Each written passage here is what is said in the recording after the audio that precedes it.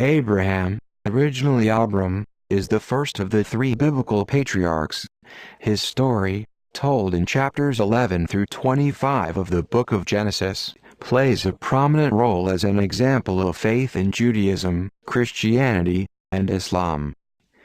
The Bible's internal chronology places Abraham around 2000 BCE. Despite this, there is nothing specific in the Genesis stories that can be definitively related to known history in or around Canaan in the early 2nd millennium BCE, and, according to Professor Paula McNutt, it is now widely agreed that the so-called patriarchal ancestral period is a later literary construct, not a period in the actual history of the ancient world.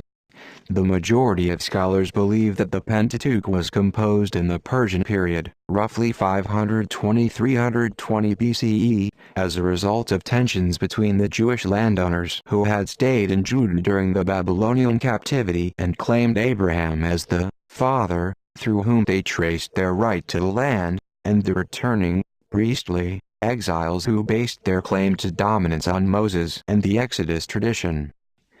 The Genesis narrative revolves around the themes of posterity and land rights. Abraham was called by God to leave the house of his father Terah and settle in a land which was already settled by the descendants of Canaan. However, God promised it to Abraham and his progeny. Various candidates were put forward who might inherit the land after him, but all were dismissed except for Isaac, Abraham's son by his half-sister Sarah. Abraham purchased the cave of the patriarchs at Hebron to be Sarah's grave when she died, thus establishing his right to that land. In the second generation, Abraham's heir Isaac was married to a woman from his own relatives, thus ruling the Canaanites out of any right to his inheritance.